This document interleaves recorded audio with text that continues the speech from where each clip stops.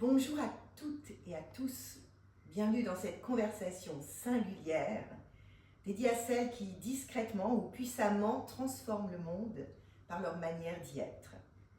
Aujourd'hui, j'ai le grand plaisir d'accueillir Hélène Pichon, une femme de lien, de culture et de conscience. Diplomate franco-suisse, actuellement directrice de l'Alliance française de La Haye et coordinatrice du réseau aux Pays-Bas, elle incarne à mes yeux une forme de leadership peu bruyante, mais profondément agissante. Un leadership nourri par l'art de tisser des ponts entre les peuples, les cultures, les spiritualités et parfois même les silences. Son parcours est rare.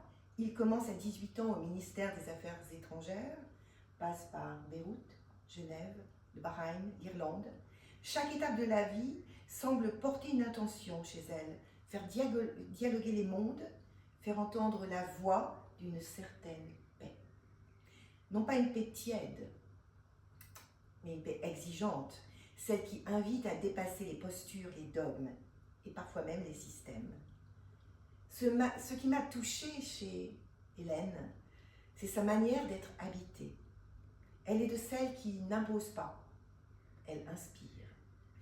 De celles qui œuvrent au croisement de l'intellect, de l'engagement et du spirituel. Avec cette élégance tranquille que l'on retrouve chez les femmes qui ne cherchent pas à briller, mais à éclairer. Dans un monde en quête de repères, Hélène Pichon représente une forme de présence dont nous avons profondément besoin aujourd'hui. Présence féminine, assumée, qui interroge sans diviser et qui crée des espaces de réconciliation. Aujourd'hui, nous allons parler d'engagement, de pouvoir, de paix, mais surtout de présence. Et de ce que cela signifie d'être une femme au cœur des enjeux du monde. Ma chère Hélène, j'aimerais vous poser quelques questions. Votre parcours semble tissé de lieux, de langues et de cultures. Quel a été le fil rouge de cet engagement au fil des années et qui vous guide depuis toujours ? Chère Edith, tout d'abord, je tiens à vous remercier pour cette présentation qui me touche profondément, qui m'honore beaucoup et qui m'oblige aussi. J'entends dans les paroles que vous prononcez une véritable reconnaissance et celle-ci profondément m'émeut.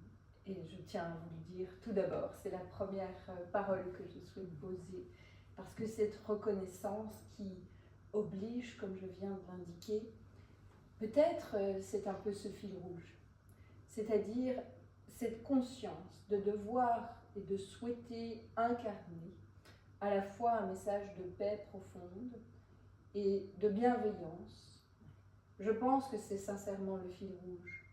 Bien sûr, si je devais creuser et poser des termes culturels sur quel fut le déclencheur, il est très important pour moi d'être honnête. Le déclencheur, dans mon existence, c'est la rencontre, dans ma très tendre enfance, avec un message qui est le message du Christ. Je ne peux pas le dire autrement, parce que si je vous disais autre chose, je ne serais pas vraie. C'est une foi qui m'a été transmise dans les montagnes du Jura par un père essentiellement et une mère également, qui étaient très habités par ce message évangélique, mais très dépouillés de tout corrélaire mondain. C'est vraiment la foi des montagnes et également le texte biblique qui m'a rejoint dans mon enfance première.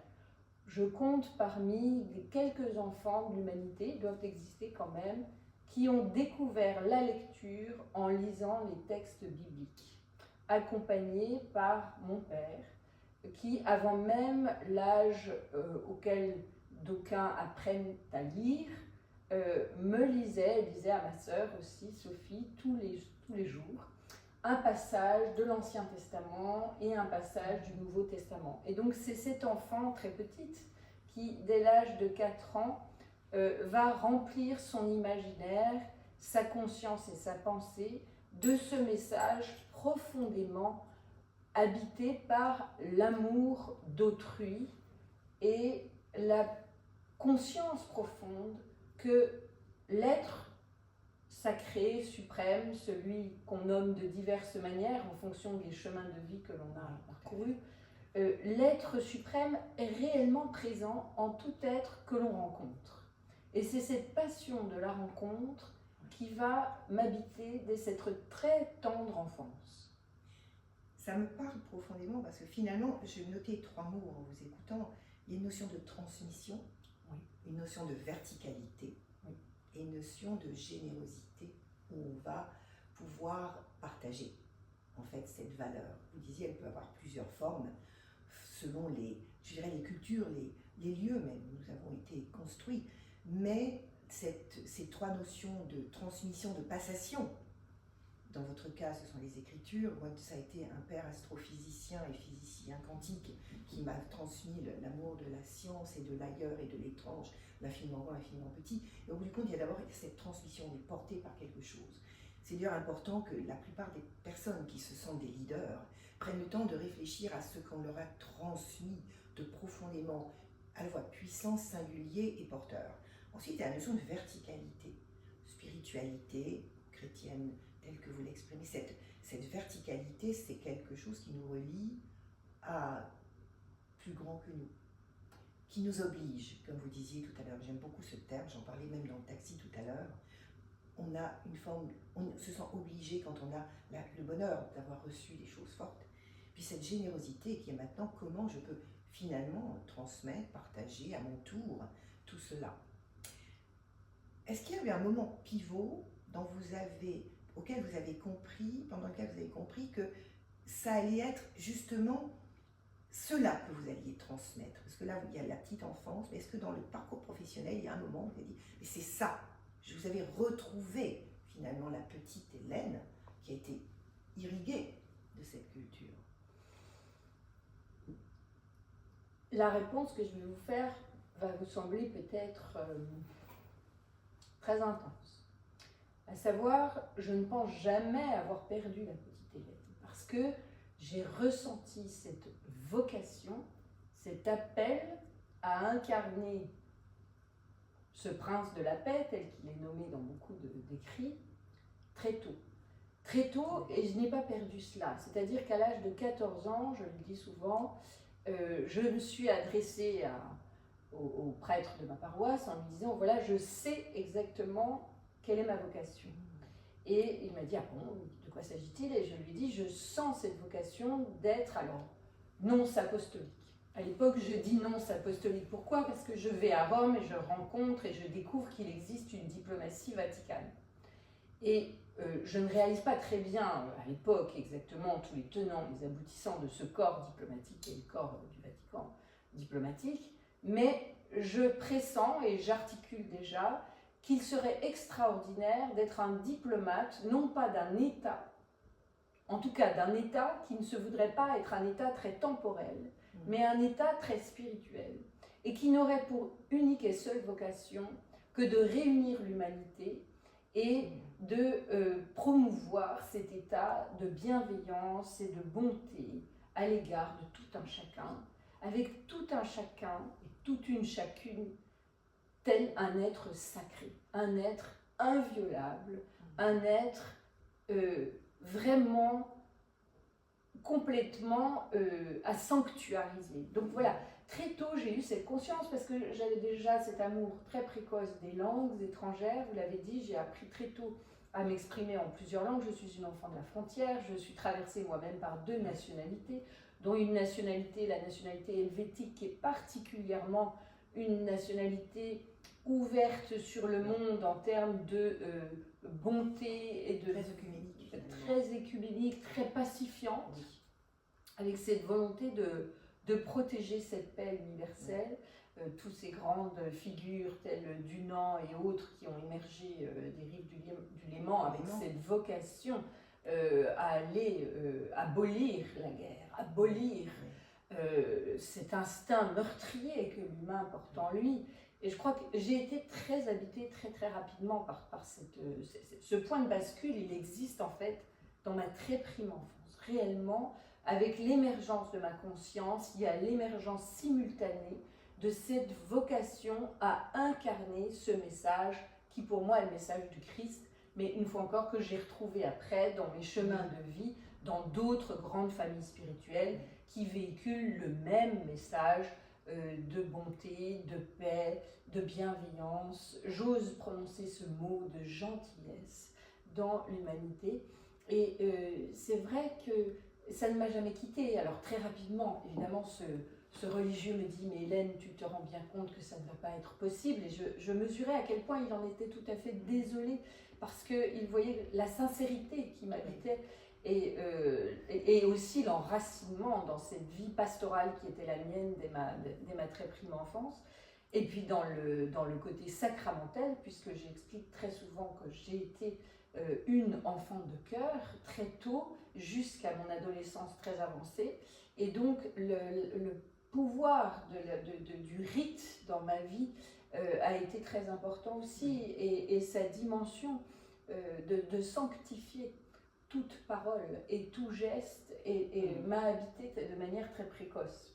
Et c'est cette immersion que je n'ai jamais quittée. Alors très rapidement, effectivement, j'ai pris conscience que le clergé tel qu'il existe aujourd'hui dans cette famille spirituelle ne m'autorisait pas d'occuper ces fonctions qui me semblaient être totalement consanguines de mon identité profonde. À ce moment-là, je me suis dit, eh bien, je serai quelque part un nonce apostolique caché. On parle de l'imam caché dans la littérature, n'est-ce pas? Moi, je pense que je suis un peu cet imam caché dans ma propre famille spirituelle. Et je me suis dit, eh bien oui, je vais servir au mieux ces vertus cardinales de paix, de dialogue interculturel, de valorisation des cultures, des langues, etc. Mais au fond de moi, est bien sûr un seul maître. Et ce maître, c'est celui qui est capable de dire « aime ton prochain comme toi-même », et c'est le vrai compas de mon existence.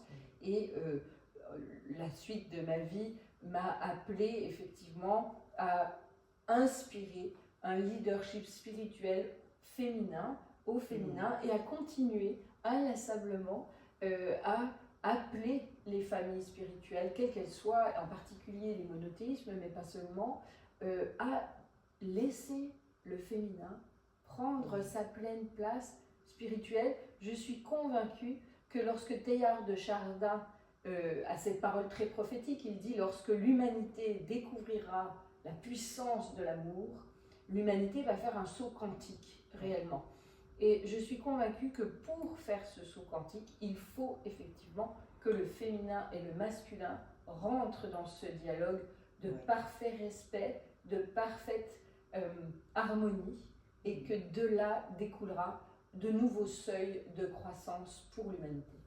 Oui, c'est très juste. J'ai eu le privilège de créer un programme de leadership, Find Your Leadership DNA, pour les présidentes des universités catholiques dans le monde, pour la Fédération des universités catholiques, et j'ai pu entendre le même message de toutes ces femmes, cette verticalité, cette horizontalité au sens où elles veulent transmettre cette parole, ce respect. Et c'était en plein Covid, et justement, toutes ces valeurs que vous exprimez, elles les incarnaient au quotidien.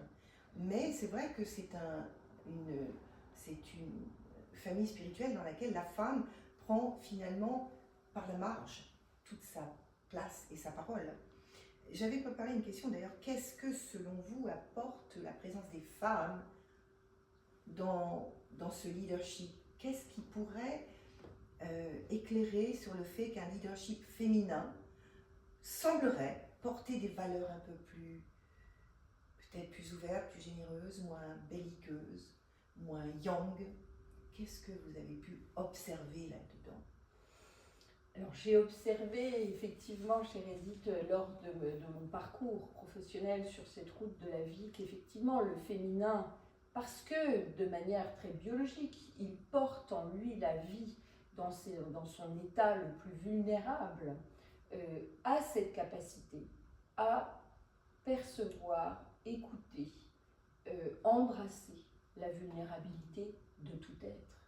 Car tout être comporte cette vulnérabilité, j'allais dire initiale, première, et savoir prendre soin. Voilà, je pense que ce que les femmes apportent, mais encore faut-il que les femmes aient la possibilité d'exprimer cette capacité à embrasser, et à accompagner et à chérir le vulnérable. Et cela, ce n'est pas gagné, parce que dans les cercles dits de pouvoir, de leadership, eh bien, on a beaucoup eu tendance à privilégier le côté plus yang que vous évoquiez, ce côté plus viril, plus volontariste, où la force prend le pas sur la douceur, sur une forme de subtilité. Et je suis émerveillée. Moi, chaque fois que je rencontre une femme, c'est une œuvre d'art. Elle a cultivé l'harmonie. Ça passe par ses cheveux, ça passe par son vêtement, ça passe par la façon dont elle se meut littéralement dans l'espace. Parce que, là encore, et ce sont cette fois-ci nos amis des familles bouddhistes qui nous enseignent beaucoup de connaissances sur les diverses dimensions de l'être humain. Un être humain, c'est une incarnation, non pas sur un plan, non pas sur 2, 3, mais sur 10 plans. C'est extraordinaire. Le corps subtil, l'aura, le corps émotionnel, le corps physique, le corps psychique, le corps intellectuel, le corps psychologique. Donc il y a toutes ces dimensions. Et quand une femme entre dans un espace, qu'il s'agisse d'une toute petite fille ou d'une femme beaucoup plus âgée, elle transmet cette incroyable multidimension. Je ne dis pas que l'homme ne le fait pas, l'homme le fait, l'homme peut le faire lorsqu'il lui-même va cultiver tout ce yin qui est en lui. Et les hommes d'aujourd'hui, fort heureusement, cette nouvelle génération qui naît sous nos yeux, je le vois, parce qu'il a eu la chance, cette nouvelle génération, en tout cas dans nos sociétés occidentales, parce que ce n'est pas forcément duplicable ce discours sur toutes les zones géographiques de la Terre, mais cet homme qui est occidental, il a la capacité d'avoir rencontré des femmes qui ont été ses mères, ses sœurs, ses cousines, ses nièces, etc., qui sont des femmes qu'il a traitées d'égal à égal. Et il peut aller chercher dans ce modèle féminin des paradigmes qu'il va intégrer, incorporer et faire vivre. Et j'ai confiance dans la génération qui a pu recevoir de ces femmes pleinement autonomes, j'allais dire, pleinement en capacité d'être elles-mêmes. Lui, cet homme-là, il a reçu déjà cette vision de cette femme qui n'est pas soumise, qui n'est pas assujettie, qui n'est pas dépendante économiquement et intellectuellement. Et donc, je pense qu'il va pouvoir libérer son féminin, car les femmes ne pourront pleinement libérer leur identité, pour revenir à votre question première, que si les hommes libèrent aussi en eux ce féminin qui fait écho. Sachant que dans tous les mentorats que j'ai pu faire, j'ai quelques hommes, même si j'ai choisi de mentorer davantage de femmes, ce que j'ai observé, c'est que quand ils acceptent leur partie yin, sensible et vulnérable, en fait, ils arrivent à plus d'authenticité.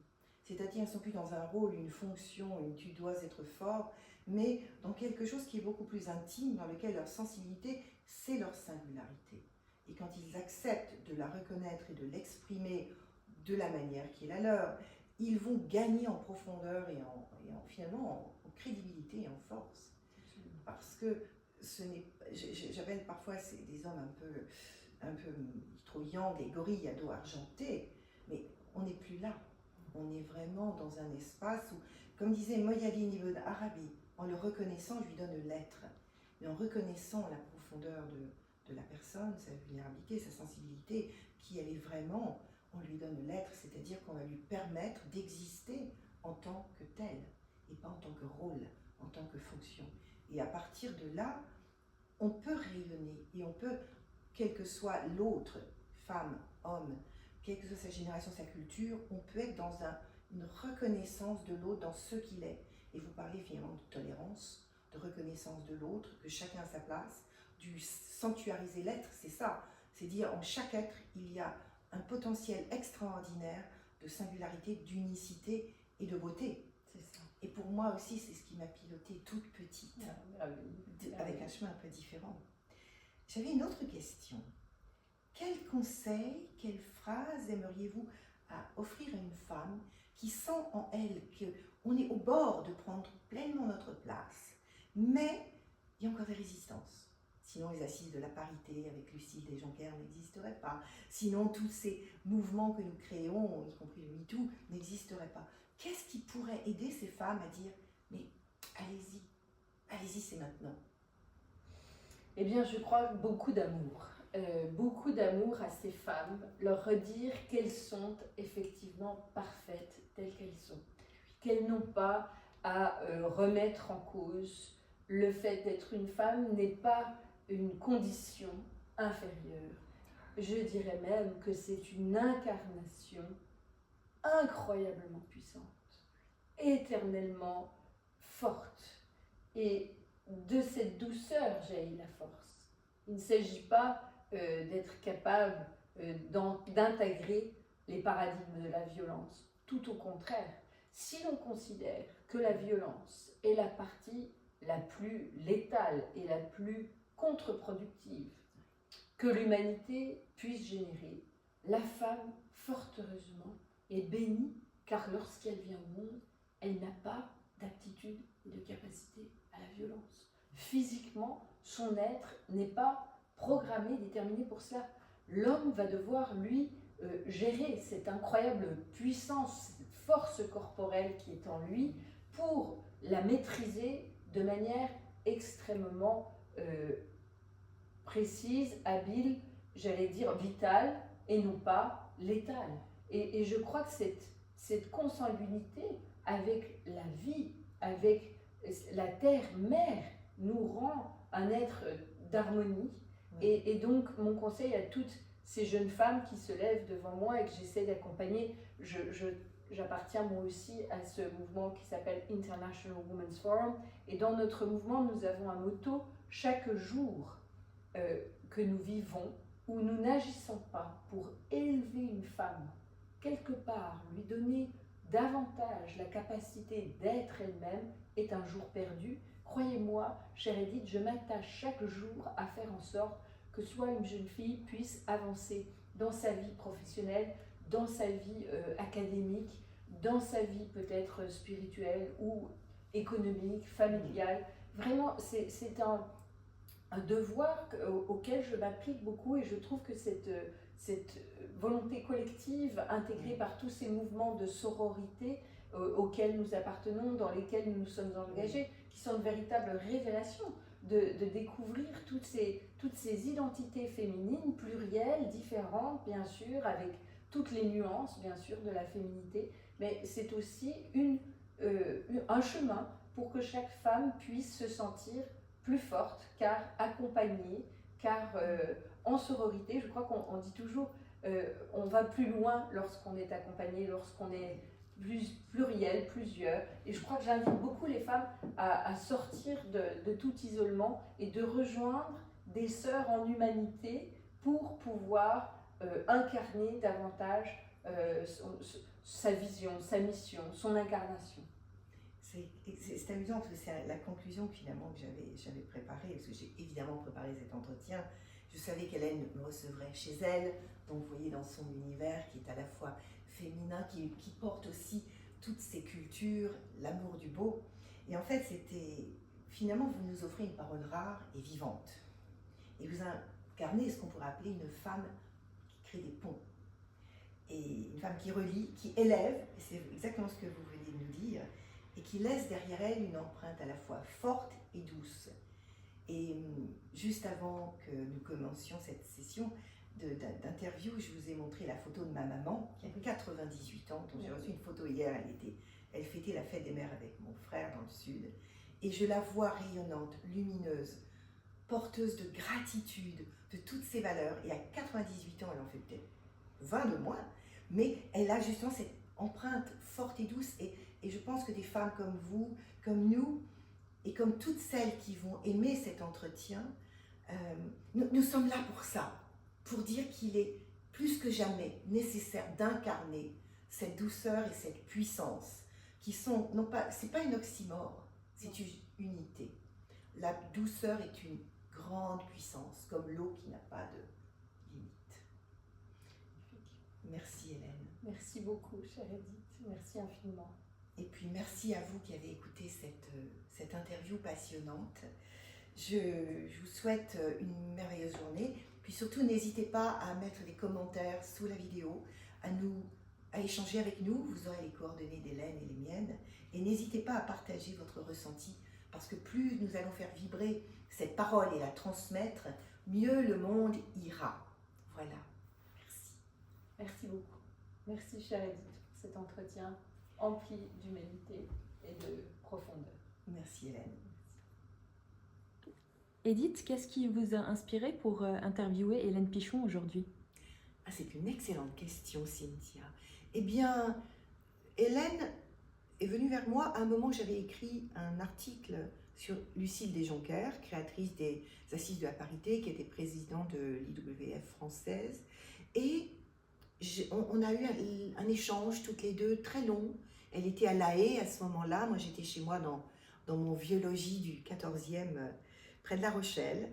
Et dans cet échange, je me suis rendu compte que c'était une femme qui portait très profondément toutes ces valeurs que moi je ne mets pas forcément en lumière habituellement quand je parle de leadership, mais qui m'ont constitué des valeurs humanistes, spirituelles, de partage, qui touchaient profondément l'Édith spirituelle que je suis de toute éternité. J'en ai des frissons d'ailleurs en parlant.